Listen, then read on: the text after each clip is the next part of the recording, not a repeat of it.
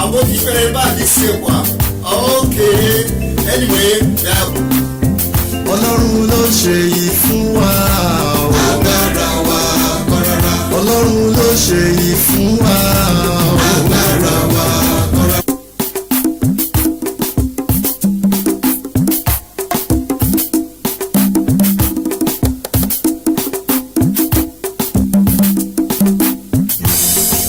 Ọba òkè lórí rí oge fàkùkọ tó lóge ẹ má lọ fòkìdán wẹkùn o ẹ má lọ fòjó wa gbójó. Ọba òkè lórí rí oge fàkùkọ tuntun oríire ti dé ká máa gbádùn ní àwa ti Ladoke Akintola àtúntìlé oríire ti dé ká máa gbádùn ní. Ọlọ́run ló ṣe yìí fún Ladoke. agbára wa kọ́rọ́rọ́. Ọlọ́run ló ṣe yìí fún Ladoke. Agbára wa kọ́rọ́rọ́. Ọlọ́run ló ṣe yìí fún Ladoke. Agbára wa kọ́rọ́rọ́. Ìdè Pẹ̀lú orin tuntun oríire ti dé. tiwa ní Ká máa gbádùn ní. rẹpẹtẹ. Àwọn ti Ladoke. Akintola Àti tó ṣe yìí fún wa. agbára wa kọ́rọ́rọ́. Ọlọ́run ló ṣe yìí fún wa. Agbára wa kọ́rọ́rọ́. Ọlọ́run ló ṣe yìí fún wa.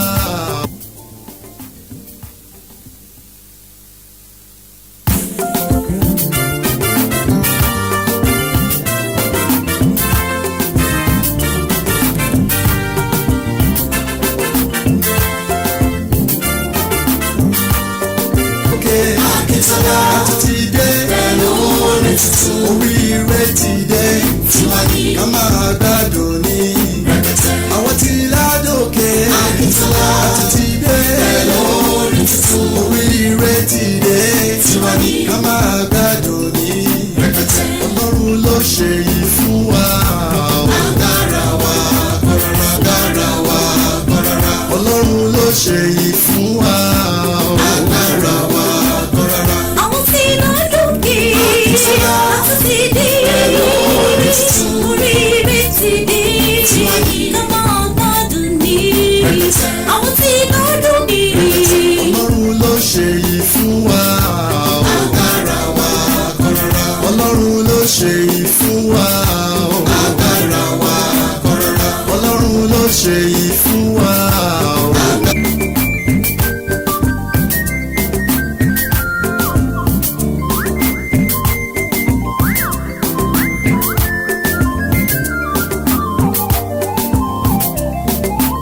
Anadego kwanoso Ladoke itadago anijisi fredi maka Maka olisa bikando Chukwu bi n'igwebe ekele Chukwu nwanne m ka anyị kpọlibezi kele Chukwu. Ama Igbo akịdịdị ndị ọrụ yine. Ka mbụ keshi albarka ne. Na agwụọrị. Anyway, what time, I don't have your time this time. Igbo ya azụ. Na-azụ anị. Ọlọ́run ló ṣe yìí fún wa. Agbára wa.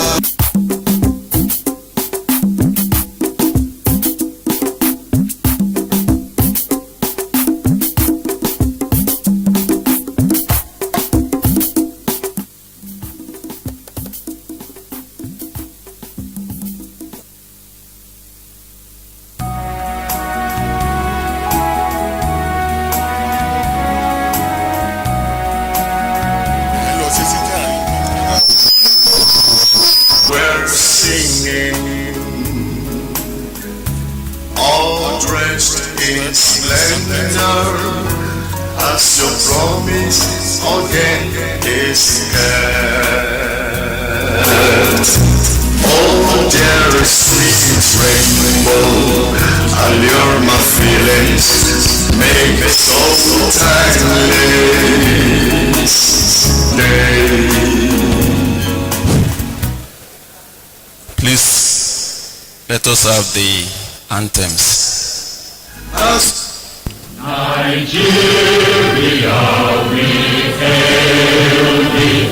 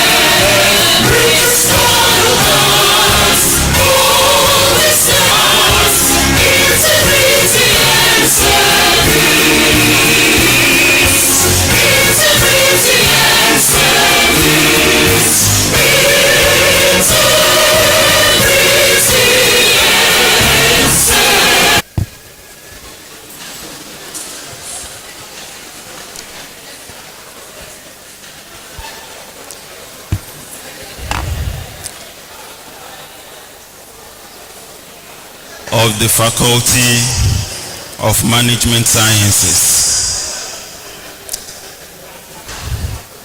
You are welcome.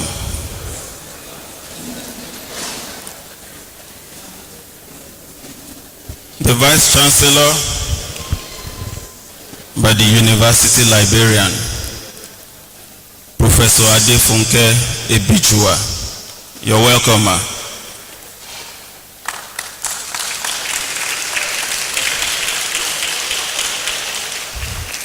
We have the Dean of the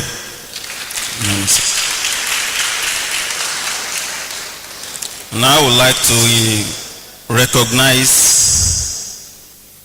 today's lecturer,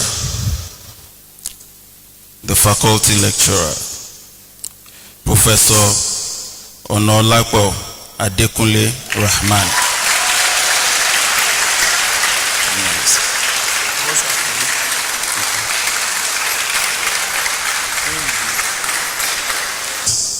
Mr. Kende Olatokun, you are welcome, sir.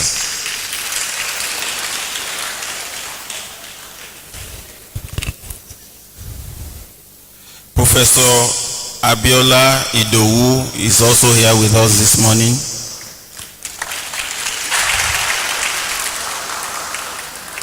Dr. Felix Araoye is with us.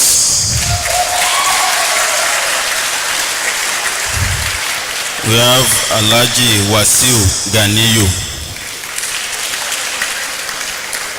And we have, at this juncture, I will invite the Dean, Professor Awuremi, to deliver his welcome address.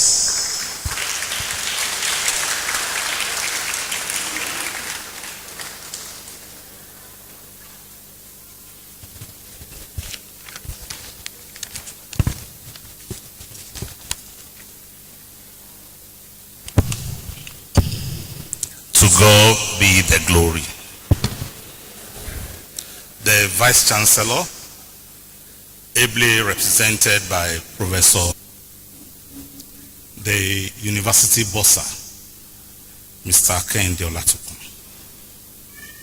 my guest lecturer, my Oga, and the powerful lecturer of today.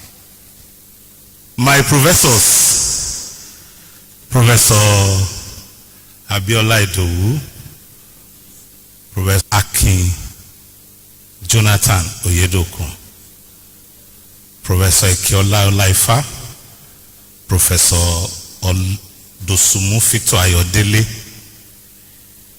Dr. Shola Anyakola, my postgraduate students, the undergraduate students here present, you are all welcome.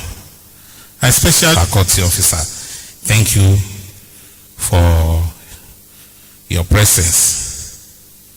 It is with a heart full of gratitude to God Almighty, the giver of life, wisdom, and every good gift, that I rise this afternoon to this third faculty lecture series. Every good gift, every perfect gift is from above and cometh down from the Father of heaven and earth to partake in this intellectual feast.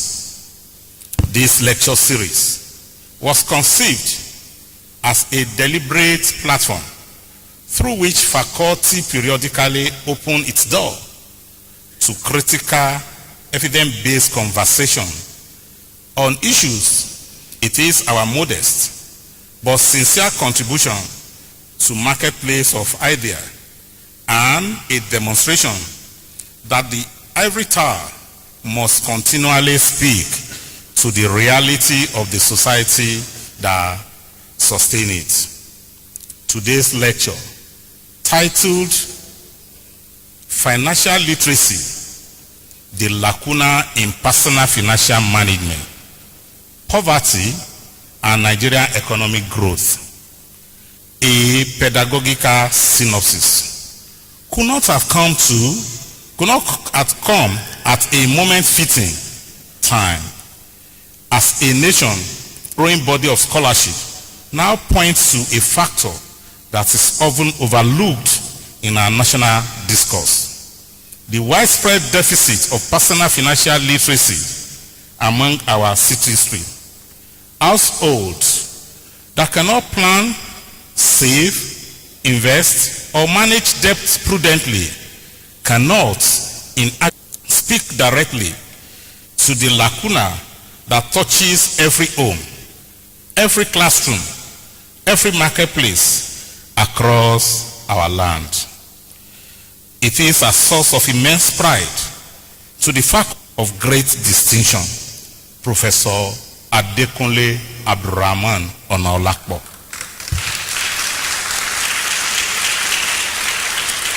His scholarship and pedagogical depth in a matter of financial management and economic development, confident that the lecture will not merely inform, but will also challenge us to rethink how financial literacy is taught, practiced, and mainstream into our national development.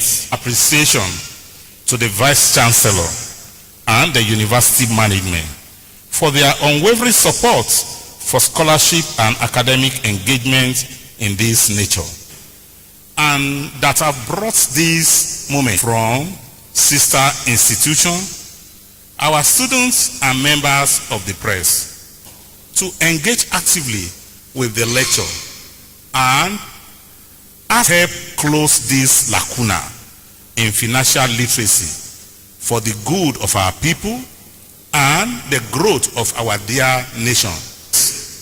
Clarity, unction to deliver this lecture, and that every word spoken here today, our nation. Wisdom is the principal thing. Therefore, get wisdom, and with all thy gettings, get. As the Dean of the Faculty of Management Science, to formally declare this third faculty lecture series open. Thank you all. God bless you.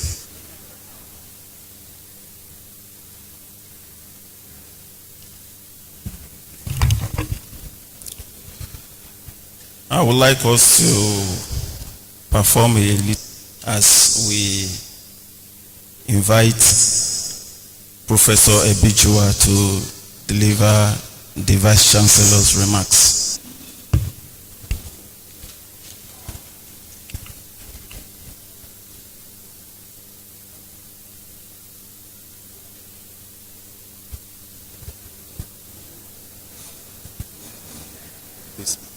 I need to meeting. watch a mistake. Thank you. Deans of other departments, heads of departments, our distinguished guest lecturer, invited guests, members of staff, represent the Vice Chancellor, Professor Razak Olatuderom Kalilu, who is unavoidably absent, attending to other important university assignments. And it gives me immense pleasure to welcome you all to the third faculty lecture series of the Faculty of Management Science and Scholarship, stimulating informed conversations and addressing pressing national and global issues through academic engagement. I therefore commend the Dean, the Faculty Lecture Series Committee, and everyone who has contributed to sustaining this commendable initiative. Today's lecture, Financial Literacy, the Lacuna Synopsis, could not have come at a more appropriate time. Across the world, nations are increasingly recognizing that economic prosperity is influenced not only by government policies and institutional reforms, but also by the financial behavior and decision-making capacity of individuals. Financial literacy is no longer an optional like national sustainability and national development. Many individuals earn incomes but struggle with budgeting, saving, investing, debt management, and long-term financial planning. These gaps often lead to financial vulnerability, limit and policy makers. As well as citizens, we have a responsibility to examine how knowledge occupies a strategic position in this regard. Beyond producing graduates with technical expertise, our responsibility is to develop individuals who possess sound judgment, ethical values, entrepreneurial competence, and financial discipline.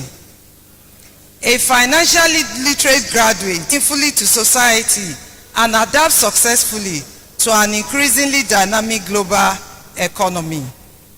As a University of Technology, Ladoke remains committed to producing graduates who combine academic excellence with practical life skills and innovative thinking. Our vision extends beyond classroom instruction to preparing graduates who will become responsible leaders, problem solvers, entrepreneurs. Financial literacy should not be confined to the discipline of accounting and finance alone. It is a life competence that should cut across all disciplines and become part of the culture of higher education. Every graduate, whether an engineer, scientist, librarian, medical practitioner, agriculturist, or that are distinguished lecturer, Professor Onaolapo Adekunle Rahman, will provide valuable insights, stimulate critical thinking, and offer practical perspectives that will enrich our understanding of this important and professional experience. Permit me to encourage all participants, particularly our students, to engage actively in today's discourse. Ask questions, exchange ideas, and reflect on how the lessons from this lecture can be translated into personal practice in sciences. For sustaining this laudable lecture series, I encourage all other faculties to continue creating similar platforms that promote interdisciplinary dialogue and generate practical solutions to the challenges. Universities fulfill one of their most important mandates to generate knowledge, influence policy, and Chancellor Professor Razak Olatunde Rom-Kalilu. I declare the third faculty lecture series of Ogbomoso.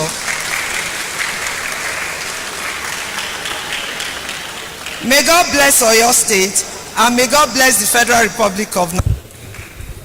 I recognize the presence of the head of the Department of Business Administration, Professor Olushola Akande, Professor B. Anyotoyinbo, and the head of the Department of Marketing, Dr. O. Anyokola.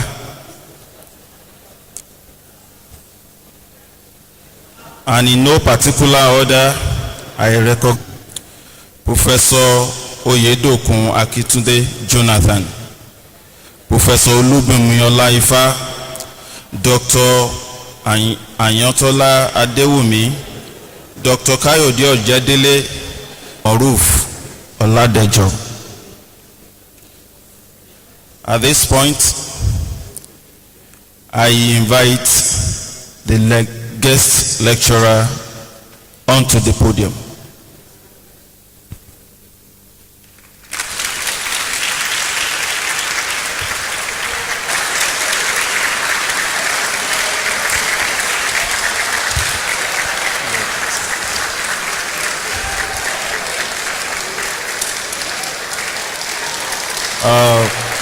Thank you. Thank you.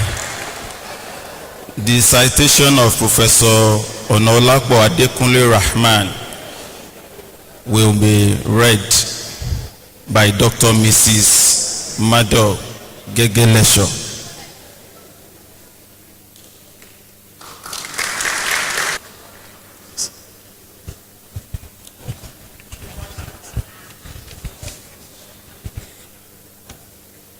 Embracing all protocols, it is my pleasure and honor to introduce today's guest lecturer, Professor Adekunle Rahman Onaolapo. Professor Adekunle Rahman Onaolapo is a professor of philology, Ogbomoso, Nigeria. He obtained his Bachelor of Science degree in Finance and Banking from the University of Lagos, postgraduate diploma in Education from the University of Ilorin, Master of Science in Banking and Finance from the University of Ibadan, and Doctor of Philosophy, Management Science, Research and Professional Service. He is a Fellow of the Chartered Institute of Cost Management of Nigeria, Fellow, Certified Institute of Treasury Management of Nigeria, which he was instrumental to the establishment and operations. African Growth, a financial research group with headquarters in Cape Town, South Africa. Thank you. These professorial or professional affiliations reflect his commitment to advancing banking and financial issues, which has prompted him, Professor Adekunle Rahman Onaolapo. Research focuses on capital infusion as a means of ensuring bank credit risk management and financial health, as well as Brand co-authored numerous scholarly publications in reputable national and international journals in areas of bank credit delivery, branch operation, capitalization, and financial health. He has contributed to numerous conference proceedings, accounting, among others. Within Ladoke Akintola University of Technology, Ogbomoso, Professor Adekunle Rahman Onaolapo has contributed significantly to teaching, student mentorship, served as a member of examination committee, member of logistics committee, and many who are currently professors in this university and in other Nigerian universities.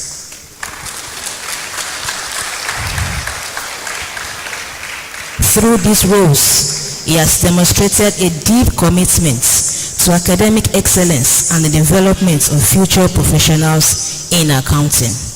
His current research focuses on working capital management, evaluation of credit risk management, on operational efficiencies of Nigerian deposit banks, and financial signaling effects of dividend payments on the performance metrics of listed Nigerian deposit banks. These areas are increasingly shaping the future of financial banking. Today's lecture series greatly benefits from its ways to contribute meaningfully to the advancement of banking and financial issues in Nigeria and beyond. Ladies and gentlemen, please join me warmly at Professor Adekunle Rahman Onaolapo. Thank you very much. Thank you, ma'am. And the moment we are all here for, Rahman Onaolapo.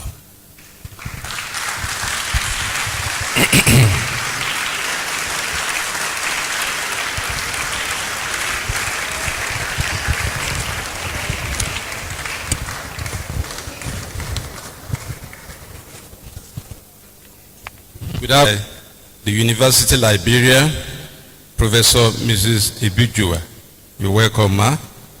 The University Bossa, my Dean of Faculty, Professor Awurem in Sciences, I welcome you to this third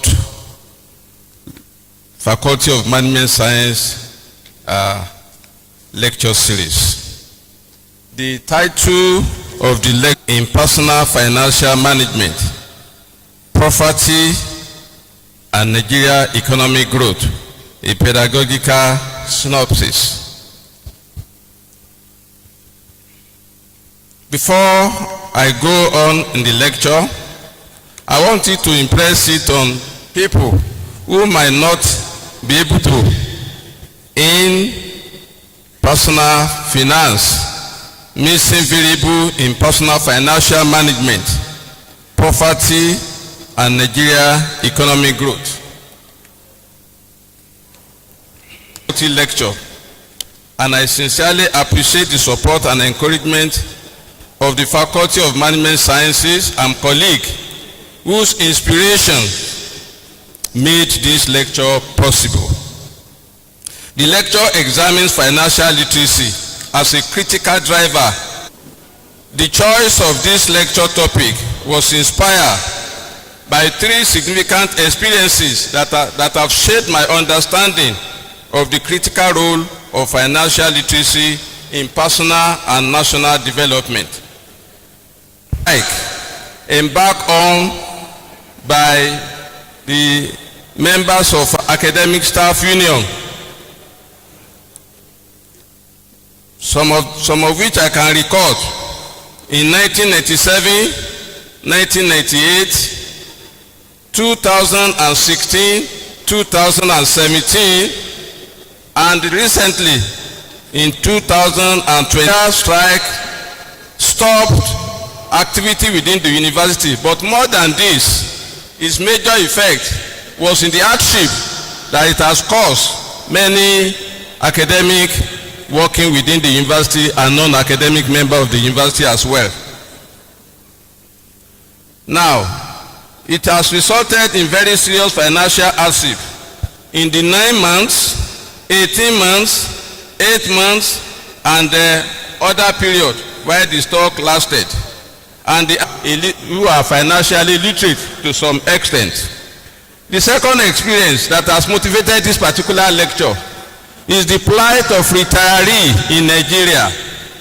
Many retirees in this country, when they retire, they often retire into poor families in the Nigerian universities. I have an unfavorable experience of one of my oga during this period too, who has to retire, and immediately after the retirement, he was sick. He fell into very serious sickness.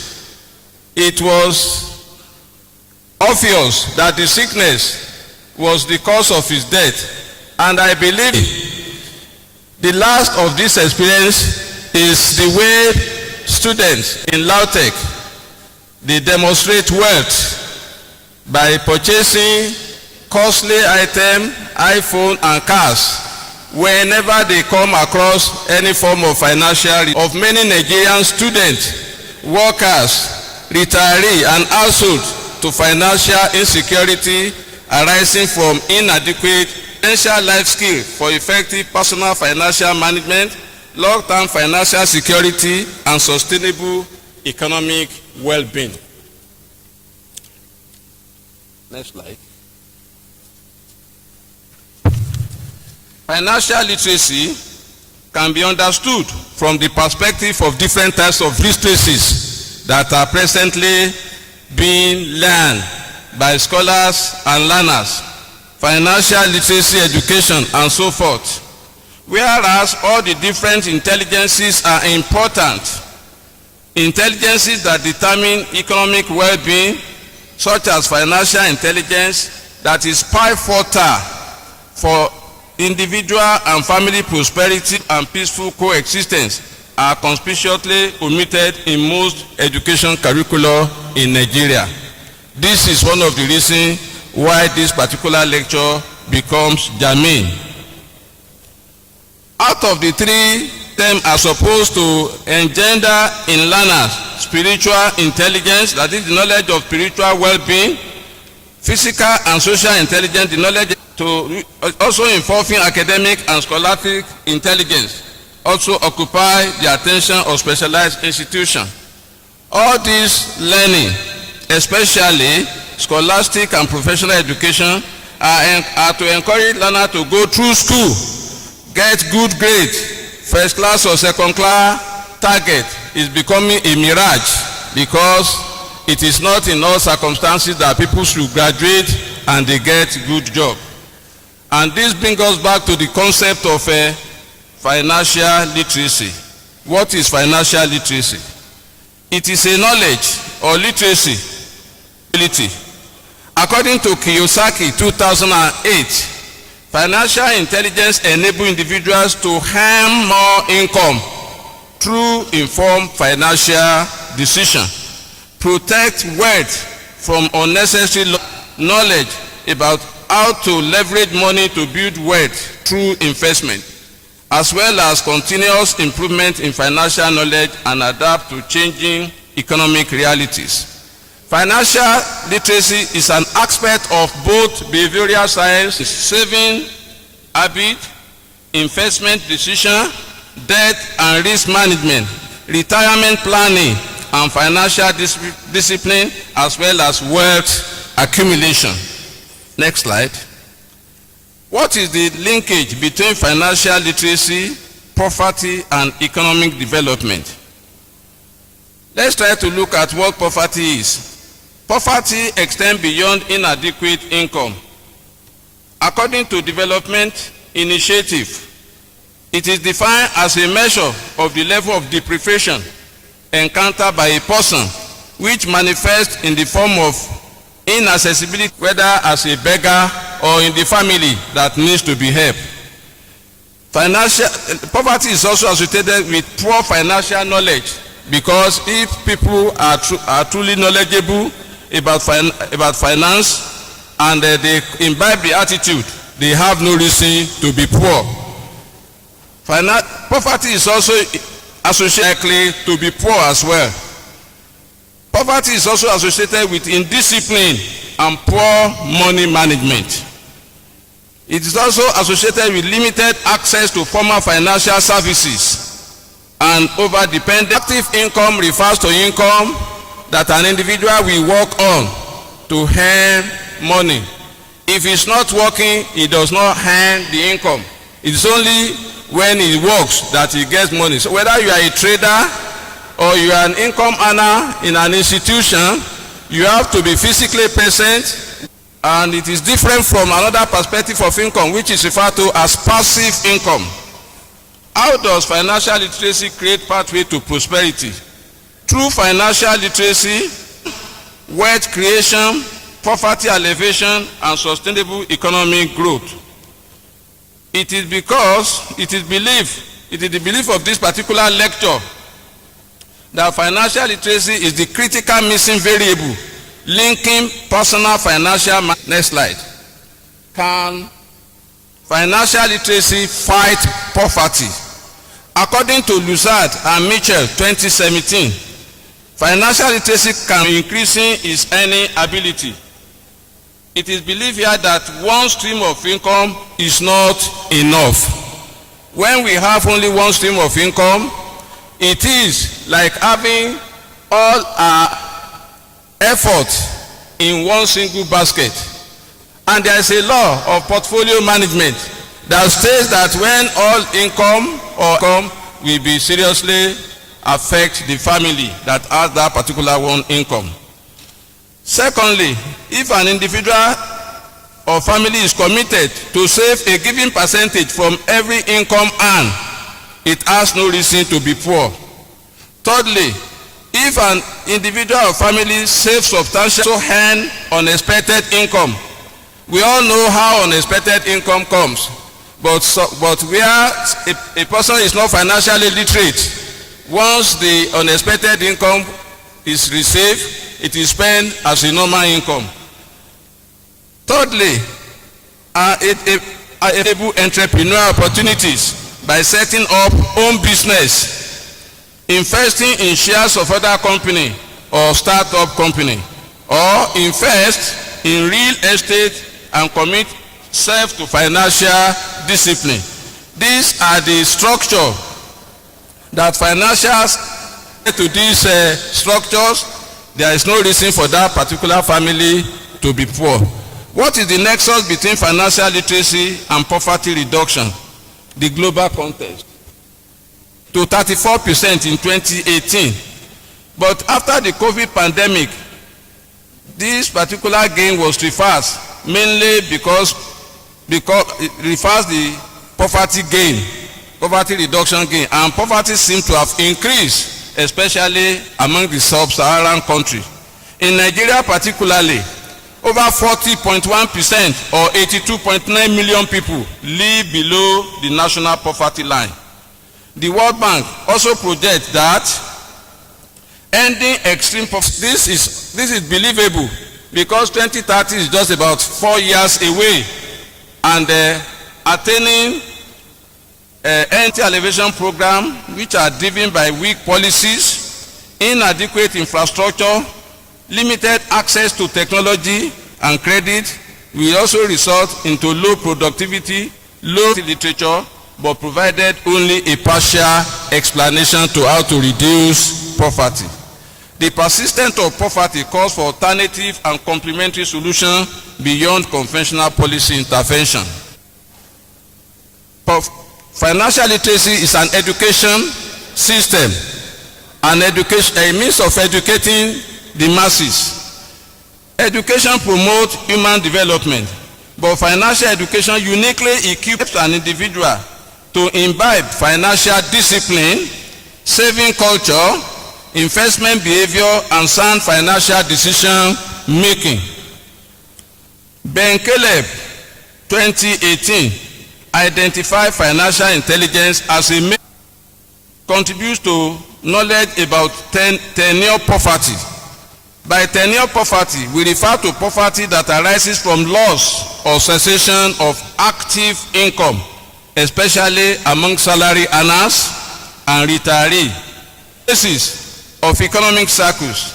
My economic expert we have around here, we remember that we have the concept of economic cycles, where at a particular point in time, there will be boom, and after boom, we are going to have recession. After recession, boom might also follow.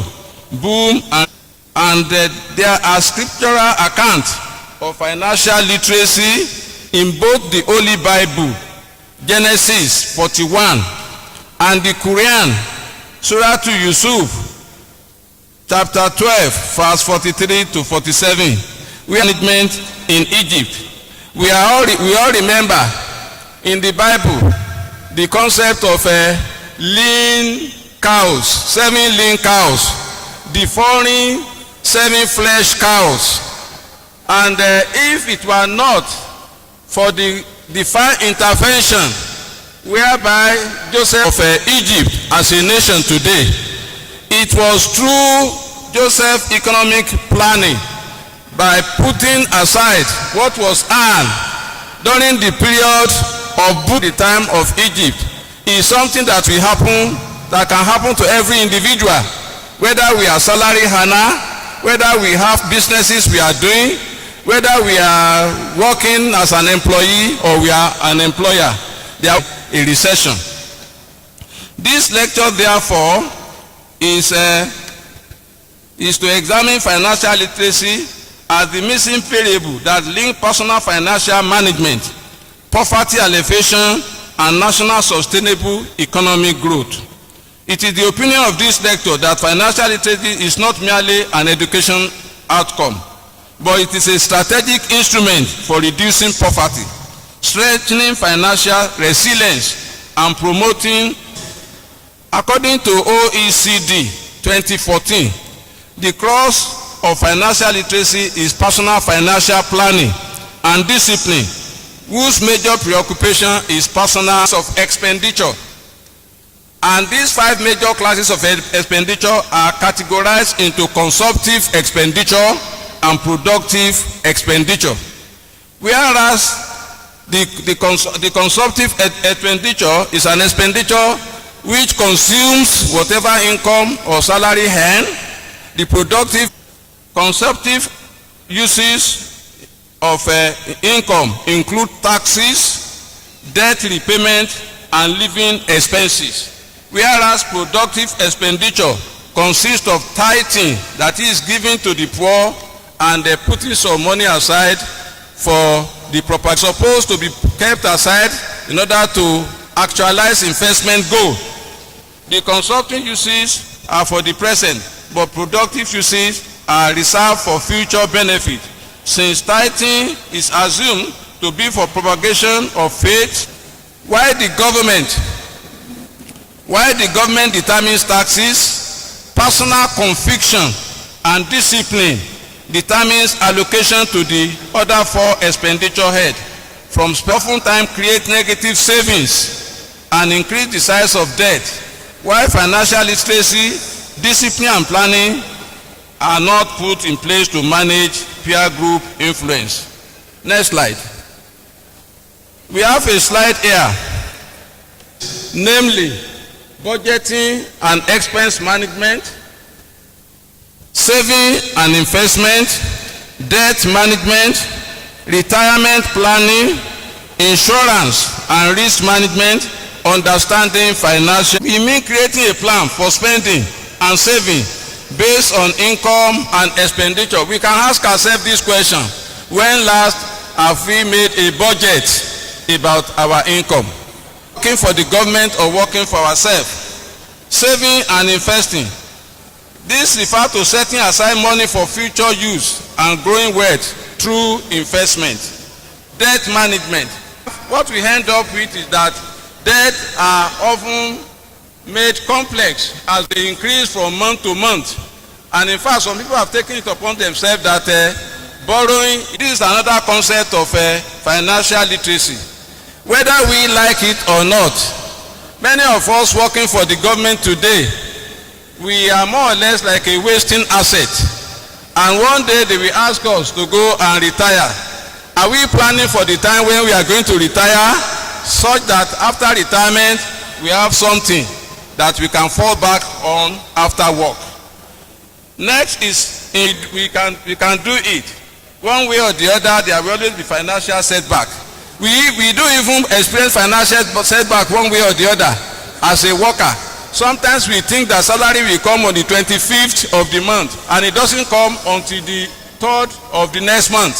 This is an example of financial setback. But apart from this particular income, how do we prepare? How do we protect against such unforeseen financial setback? Then the next one is familiarity with various financial tools and concepts. Many of us, because we are in engineering or we are in biological sciences, we don't think we need to know anything about financial tools and concepts. Everybody should understand the meaning of interest rate. We should understand the meaning of inflation rate. We should understand what are the saving products that are available in which we can commit our saving. These are germane knowledge that we need when we are undertaking financial planning. This particular hierarchy assumes that the size of income does not determine wealth or absence of poverty. Somebody may be earning so much and yet he can still be poor if he has not been applying 3 major concepts to the money he earns. One of these things that have to be applied is financial planning, financial discipline, and financial intelligence. What is self-discipline? If you are not disciplined, you cannot plan. That is, and discipline is impossible without foundational intelligence. Specifically, financial intelligence refers to understanding budgeting, savings, debt mechanics, and market analysis. Whereas financial discipline is the habit of controlling spending and prioritizing long-term goals over immediate desires. Financial planning on the investment. The next slide talks about financial planning. I think this has been previously explained. Next, the linkage between financial literacy, poverty alleviation is further demonstrated by 2 theoretical frameworks, 2 theories, the world system theory and the triarchal theory of intelligence. Help us to understand the relationship between financial literacy and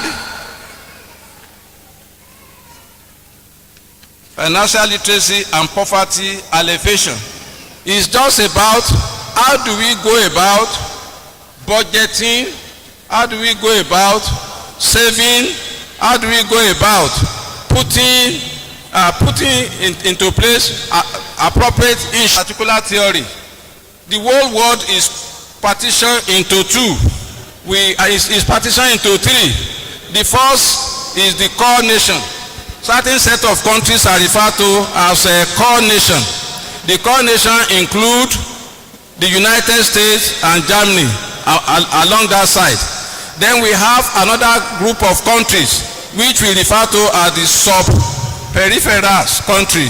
The sub-peripheral country are the sub-peripheral and then the peripheral country. The peripheral countries are countries in sub-Saharan Africa like Nigeria, Ghana and so forth.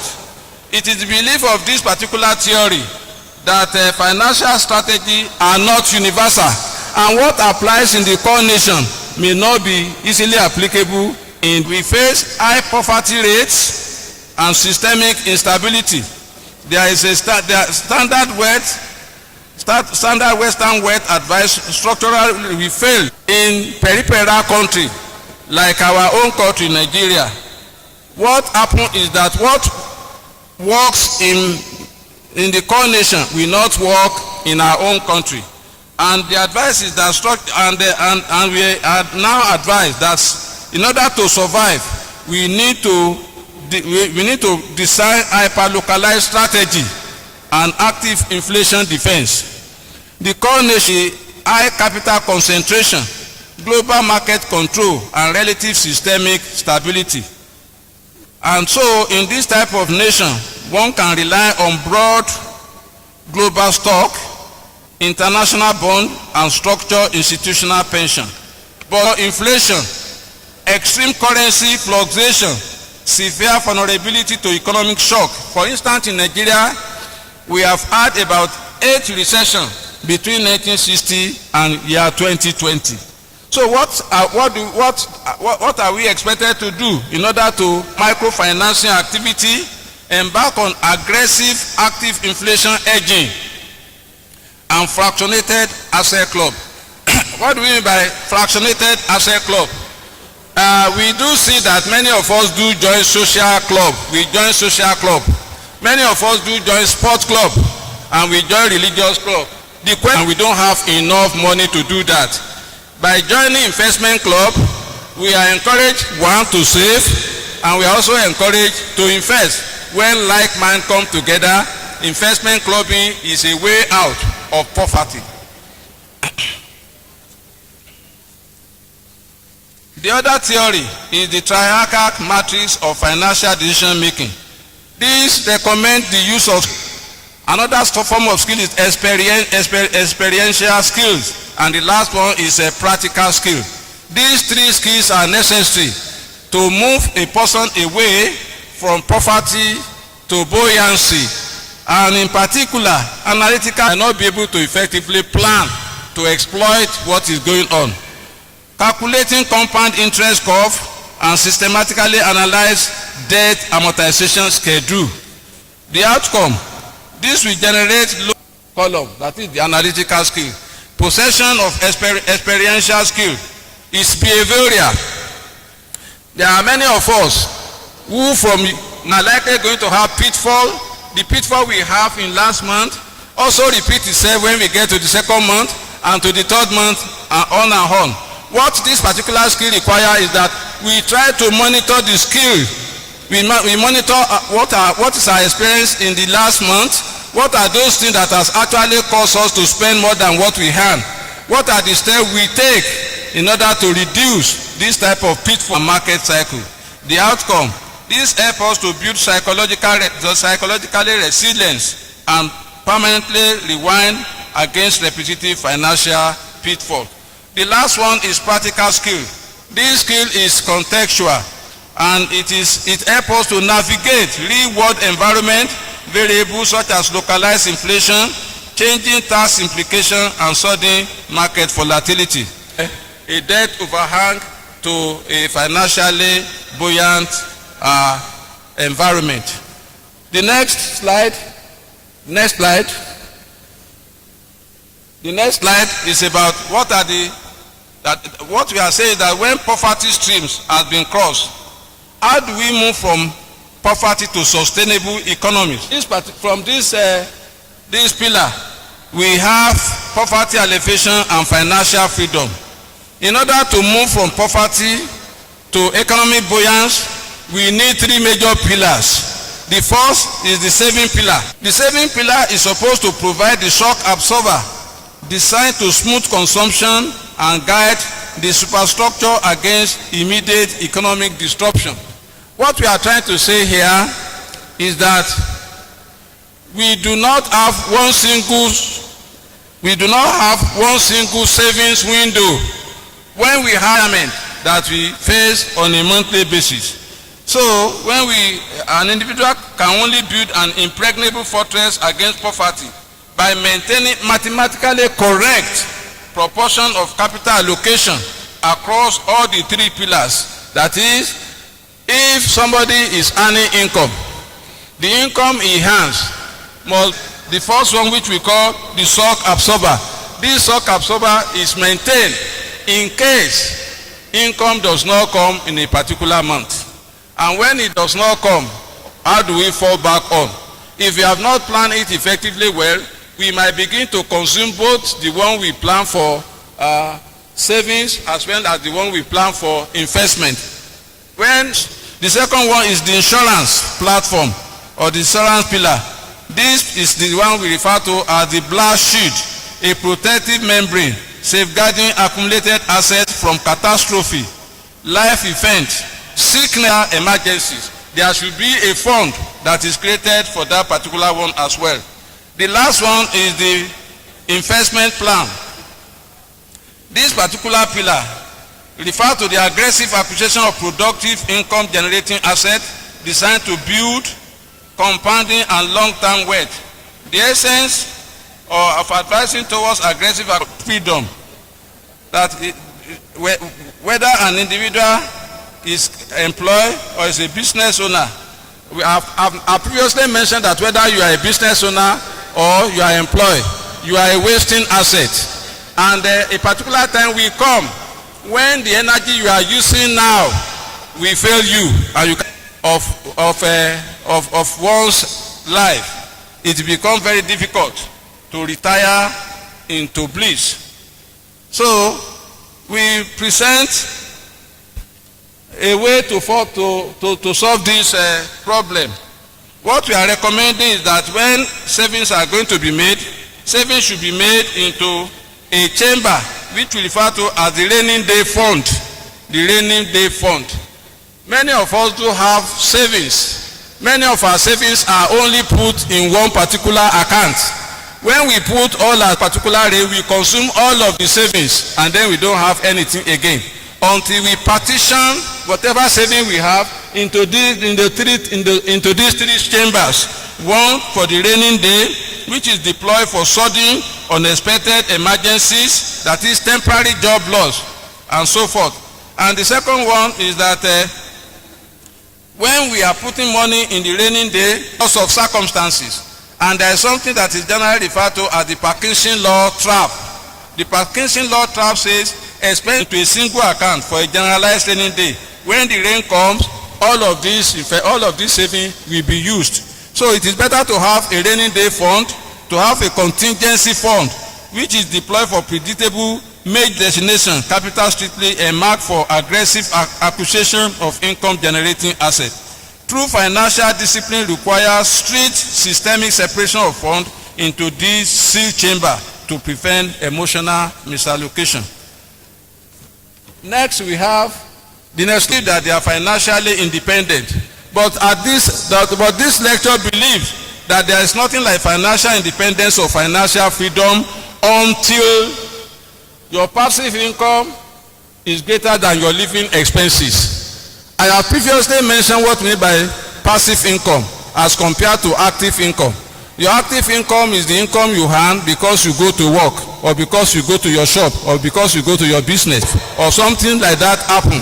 You will discover that the major income you rely on, which is the income on this other side, the monthly living expenses, that is the active income on this side. The active income will feel sufficient to satisfy the living expenses. We begin to go into borrowing. So what we are referring to as active income is what gives some people, they are rich, but if the money they earn should stop one day, it may result into disaster. Thus the ultimate destination of all financial literacy, what we are trying to say here is that a passive emphasis should be to build passive income rather than focusing on active income. Passive income refers to the sovereign yield that is generated from own investment without active daily investment. It is the one that ensures equilibrium mechanism of scale. Then what are we going to do to achieve the so-called financial independence? We have a diagnostic board here as the foundational domain, and we have another one we refer to as the advanced domain. The foundational domain consists of 5 steps. The first step is self-motivation. If you are not self-motivated, you cannot be financially literate. Self-motivation. It is self-motivation that ensures that you undertake budget planning. One has to be self-motivated. It is still the same self-motivation that people, and you ask them, do you have a bank account? They will say, no, once I collect my salary the first month, I will blow everything. I will be waiting for the next one. These people are living in a precarious situation because we need to be self-motivated. It might not work in the first to the third month. We are not supposed to become sad that it is not work paid allocations. Next is to control one consumption habit.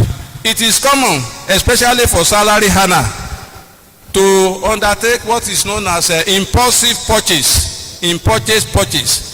Without planning to purchase something, you see on a regular basis that people or not, and people will say, okay, give me, we are going to pay later, don't worry, give me. So they will buy it, not knowing that they are eating to the next month's salary when they promise that person to come and collect. So it is important that we control our consumption habit. A productive asset, we will eventually pay it off. We only need some discipline to pay those debts off. And when they have debt, what we often end up is that this debt will begin to increase because we will not be able to pay the first debt, and we go ahead to go and borrow 500 naira. He doesn't know that next month his salary has reduced to 500 naira. But if you still want to maintain collecting 1,000 naira next month, so the next month you want to borrow under 500 naira. Remember that the 500 naira we borrowed last month has not been, but debt will be going to several thousands. So debt administration is very important, and it requires a lot of last of the foundation domain. When we save, we are putting something aside for the time when we will not be able to work. After the foundational domain, we have the advanced domain. We must not close our eyes to just invest anyhow. We have to invest in assets where the risk is manageable. People don't care about risk. They put money into anything. When you put money into anything, number 7 is among the advanced domain. Whereby the investment, we have investment. What type of investment do we undertake? Some people even undertake investment, they are going to sell in the very near future. These are not investment. Some people to finance Christmas expenses. This is not an investment. The true investment is one where we commit fund, and when we commit that fund, we can wait enough for that particular commitment to begin to generate earnings rather than to sell the investment at a later time.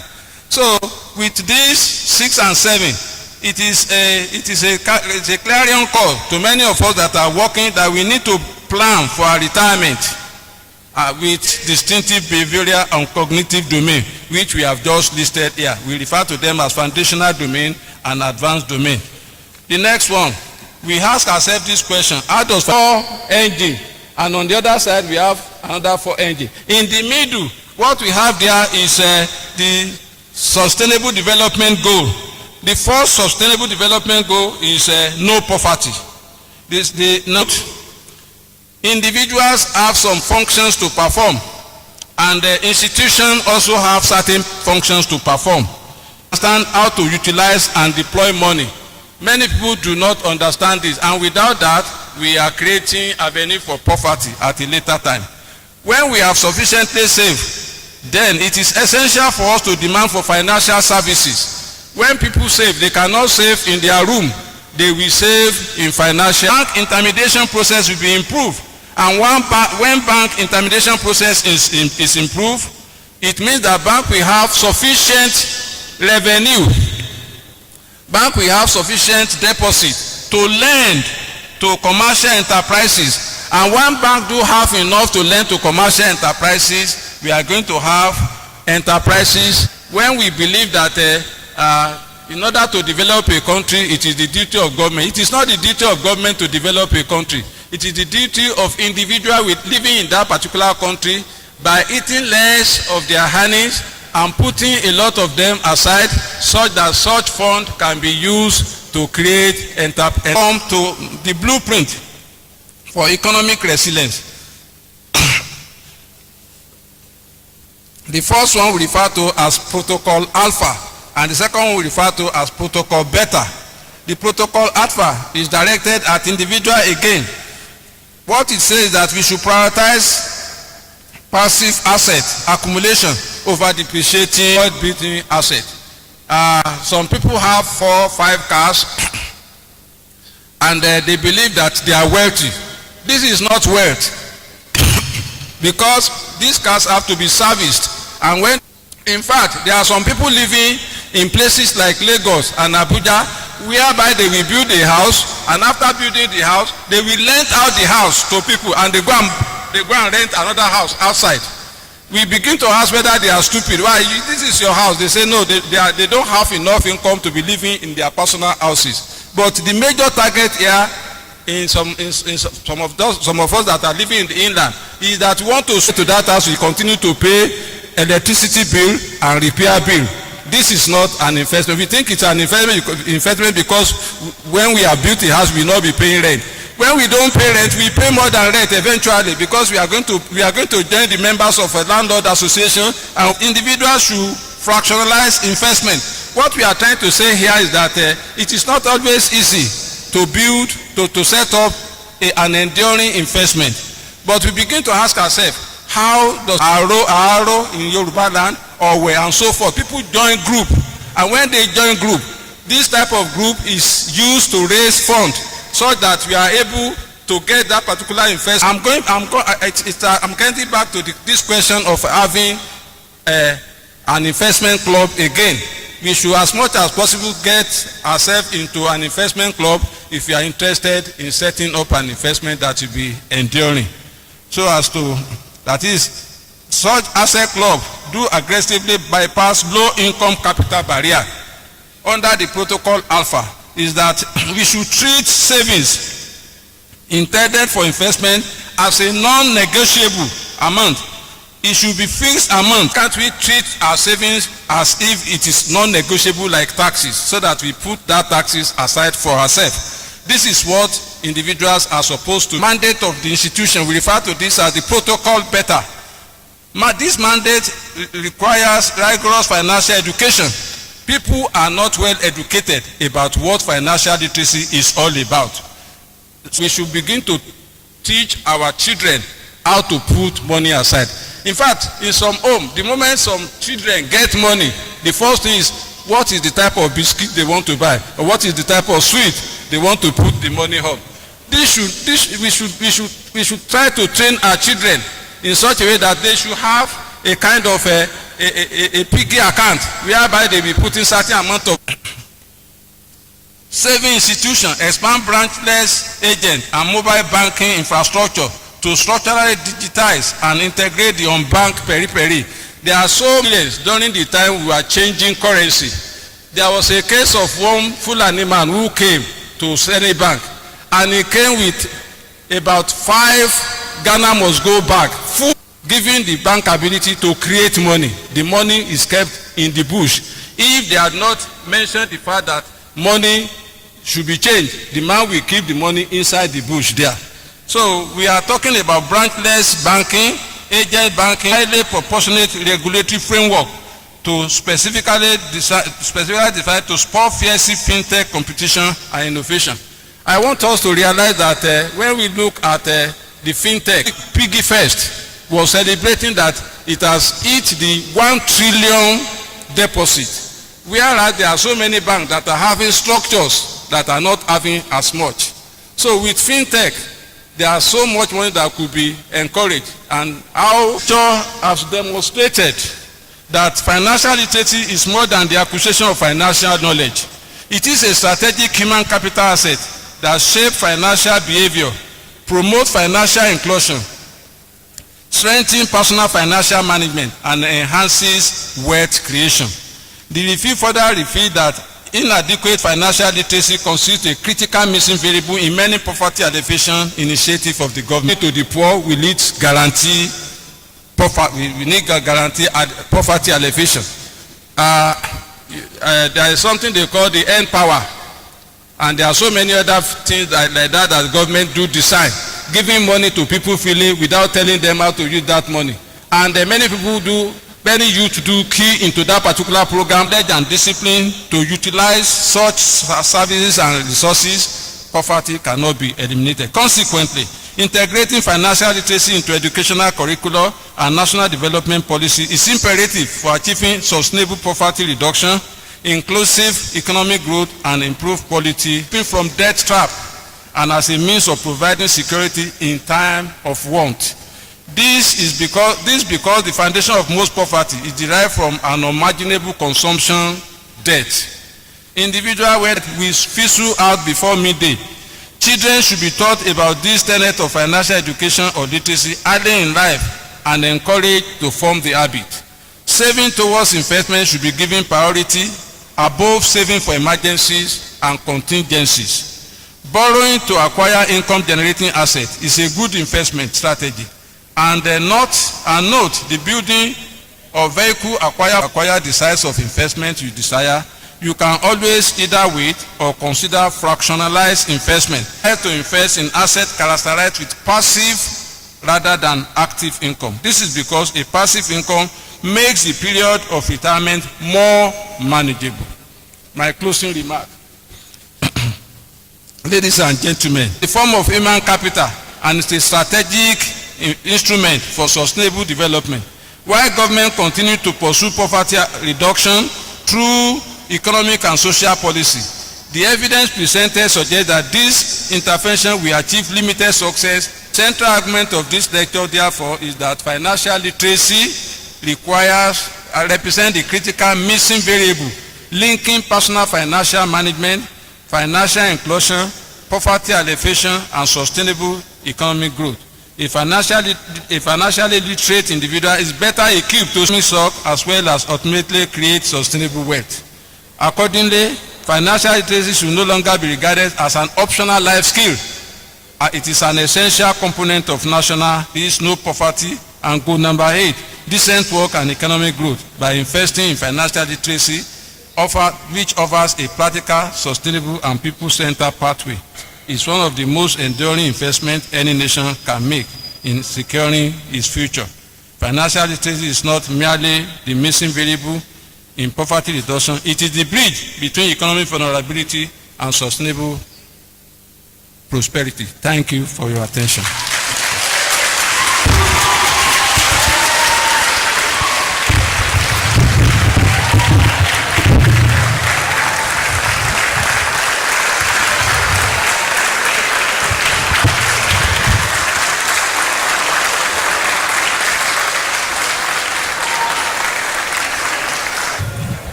Be seated, sir.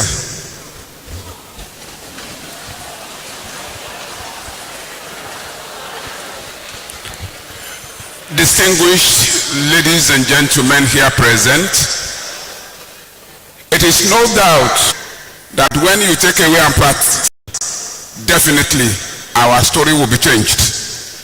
Based on this, I want to sincerely thank the Vice Chancellor of our great university, Professor Aro Kalilu, for giving us the opportunity, centered and particularly our university bursar that still stays with us till this minute.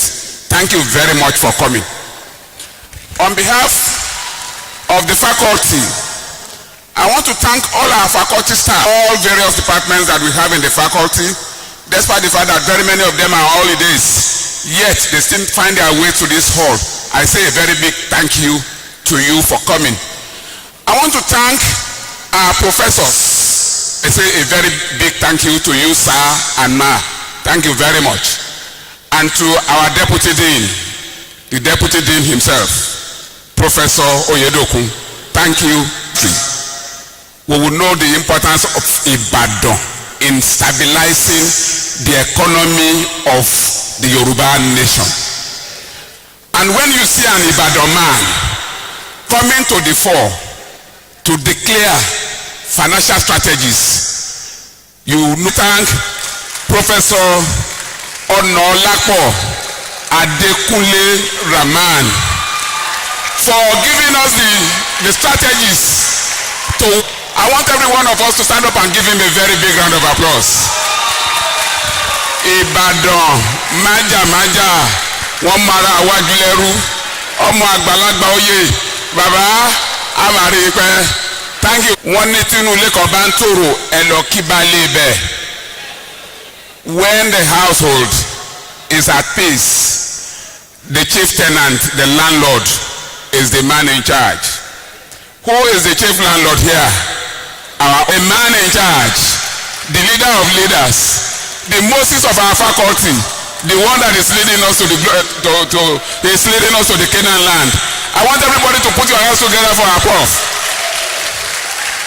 Some people will say Ogbomoso, some people will say Ola. All of you are correct.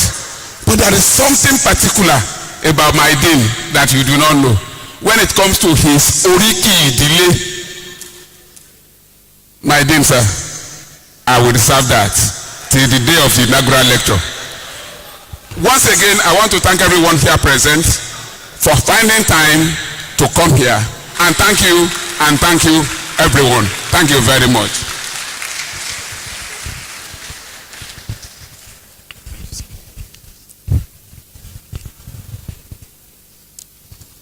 Before we exit this venue,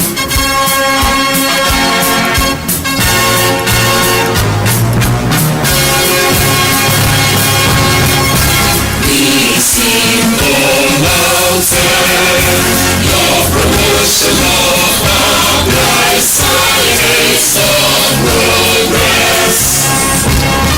Students of mountain, all the leaders today we manifest. Great star for the mountain, great star of us, holy stand for excellence. Great star is integrity and service.